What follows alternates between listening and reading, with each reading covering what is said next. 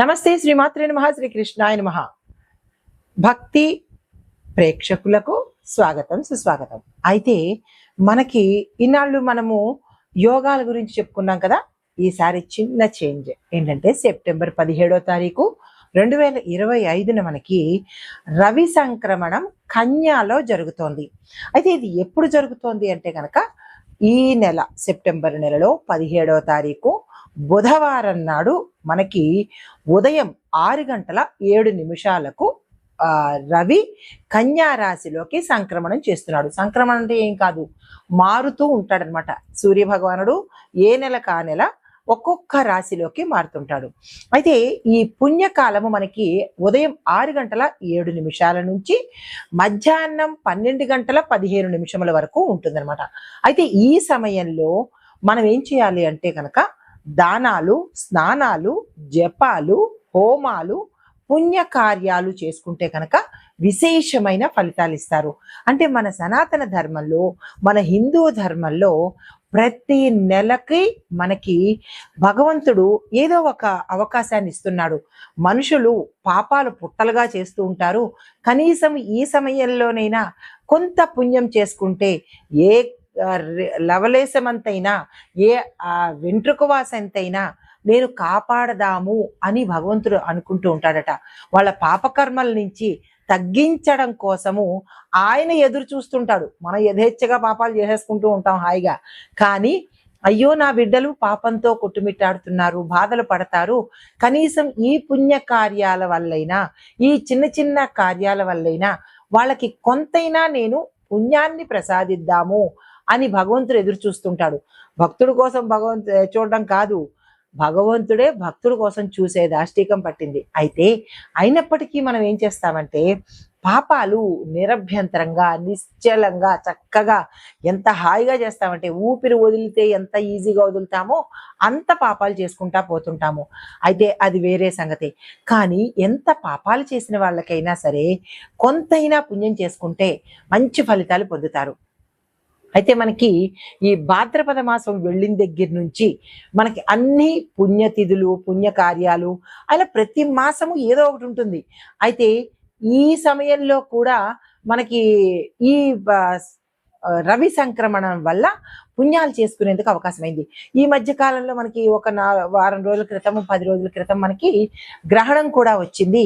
ఆ సమయంలో కూడా మనము ప్రతి ఒక్కళ్ళు చక్కగా దాన ధర్మాలతోనూ, పూజా పునస్కారాలతోనూ, జపాలతోనూ, హోమాలతోనూ చక్కగా చేసుకున్నారు. అంటే గతంలో కన్నా ప్రతి మనిషిలోనూ పాప చింతన, భక్తి అనేది మార్పు వచ్చింది అని చెప్పొచ్చు అనమాట. అయితే ఈ సమయంలో మనకి గ్రహస్థితులు ఎలా ఉన్నాయి, తర్వాత ఆ గ్రహాలు ఇచ్చే ఫలితాలు ఏమిటి అనేది మేషాది ద్వాదశ రాశుల వారికి ఒక ఎత్తు అయితే, మరి దేశకాలమాన పరిస్థితులని బట్టి దేశానికి ఇలా ఎలా ఉండబోతోంది, మన తాలూకా రక్షణ వ్యవస్థ, న్యాయ వ్యవస్థ, ఆర్థిక వ్యవస్థ, సామాజిక పరంగా ఎలా ఉండబోతోంది అవి కూడా తెలుసుకోవాలి కదా.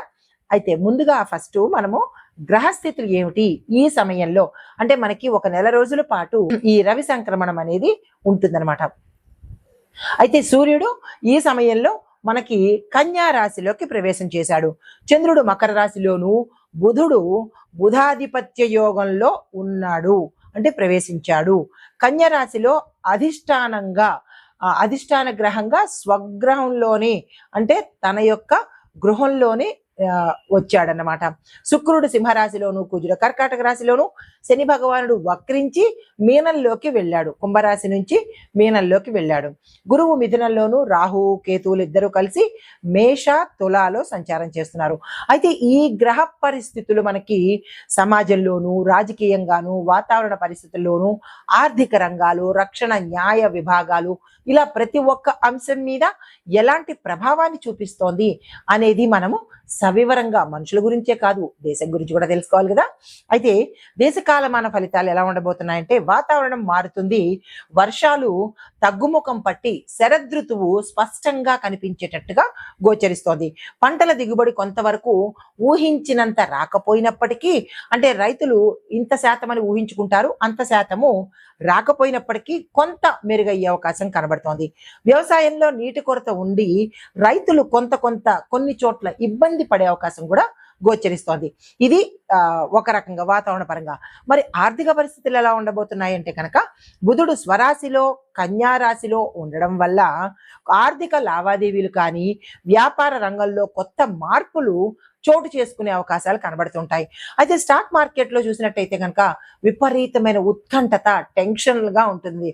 ఎందుకు అంటే ఆ ఫ్లక్చుయేషన్స్, ఎలా రేట్లు మారాయి, ఎలా ఉండబోతోంది, స్టాక్ మార్కెట్లో ఫ్లక్చుయేషన్స్ ఉన్నాయా, హెచ్చులు ఉన్నాయా, తగ్గులు ఉన్నాయా, ఇలాగా ఉత్కంఠభరితంగా ఉండబోతోంది. అయితే కొంత లాభాలు వచ్చేటట్టుగానే గోచరిస్తోంది. అయితే ఐటీ టెక్నాలజీ ఎగుమతులు అంటే ఎక్స్పోర్ట్ రంగంలో వేగవంతంగా అంటే ఫాస్ట్గా డెవలప్మెంట్ అనేది కూడా గోచరిస్తోంది.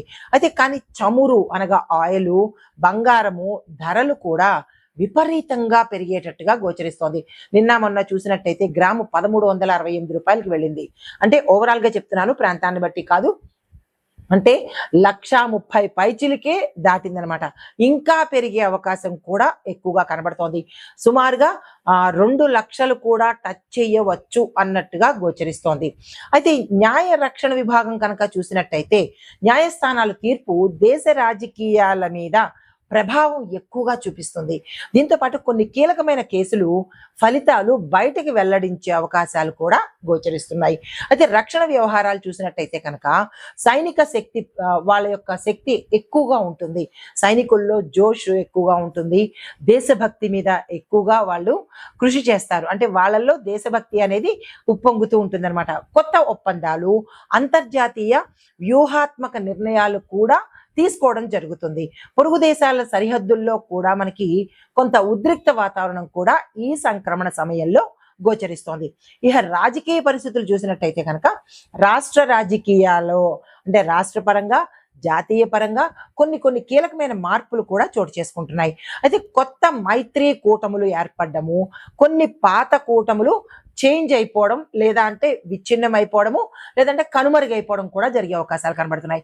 మహిళా నాయకత్వము, యువ నాయకత్వంలో రాజకీయాలకు ప్రాధాన్యత పెరుగుతూ ఉంటుంది.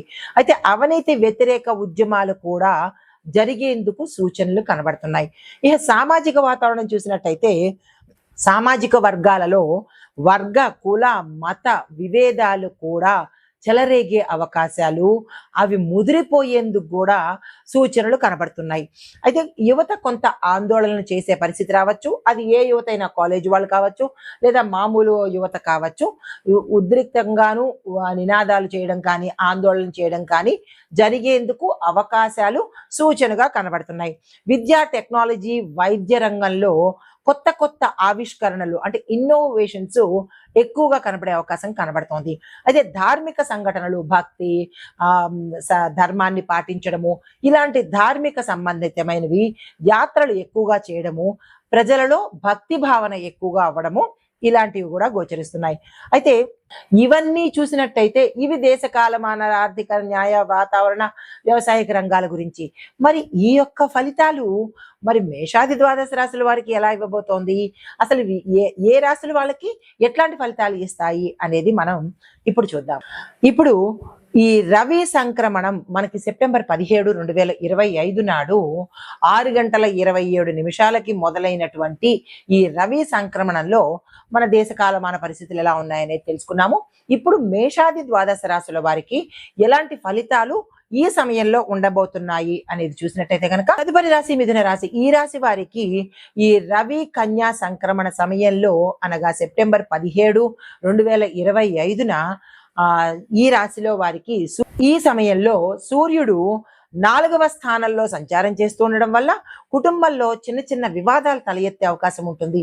అంటే అక్కడ ఏ కారణం ఉండదు, అయినప్పటికీ వివాదాలు రావడము, నేనంటే నేననడము, తగాదాలు రావడము, ఎవరో ఒకళ్ళు పొల్లబెట్టడము, ఇట్లాంటివేవో మీ బంధువులు కావచ్చు, మీ ఫ్రెండ్స్ కావచ్చు, అంటే చాలా ప్రశాంతంగా ఉన్న నదిలో ఒక రాయి వేసినట్టుగా వాళ్ళు వచ్చి ఏదైనా ఇబ్బంది పెట్టడము, ఒక అనుమానాస్పదమైనటువంటి మాటలు భార్యాభర్తల మధ్య కానీ కుటుంబంలో కానీ చెప్పే అవకాశాలు ఉన్నట్టుగా కనిపిస్తోంది.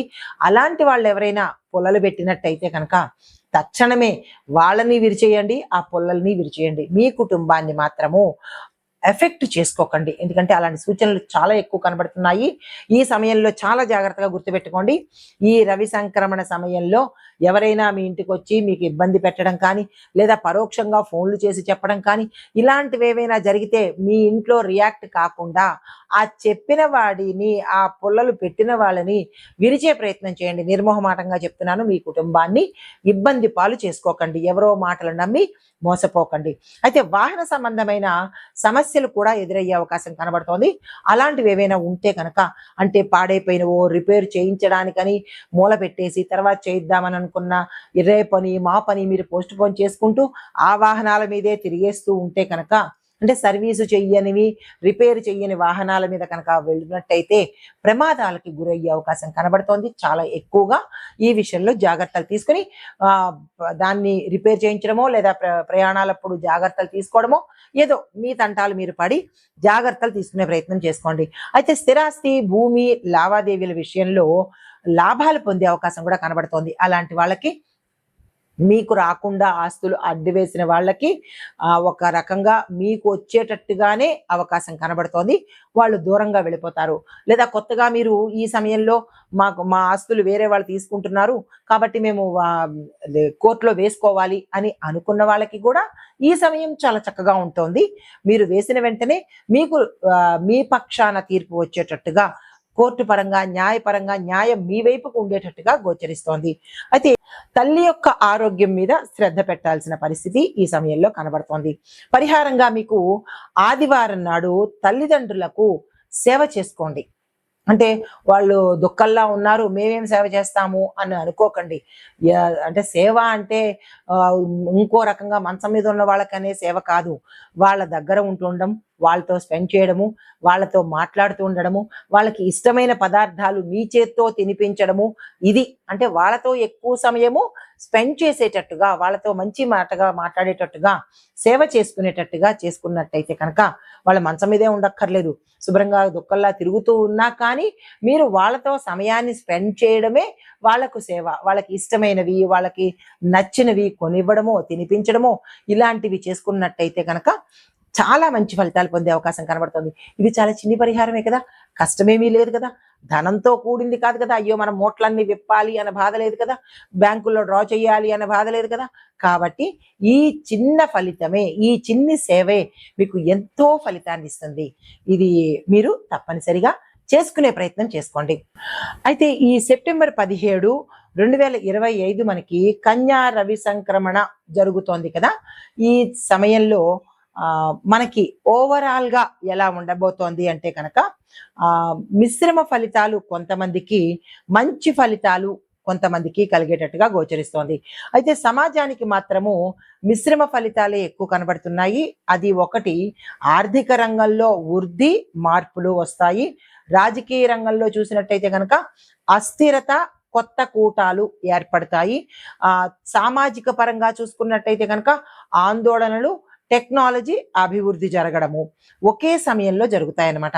అయితే దేశ రక్షణ, న్యాయ రంగము ఇలాంటి పరిస్థితి చూసినట్టయితే కనుక కఠినమైన నిర్ణయాలు తీసుకునే దిశగా మనకి ముందుకు, అంటే కఠినమైన నిర్ణయాలు తీసుకోవాల్సిన పరిస్థితి దేశంలో ఉండే అవకాశం కనబడుతోంది.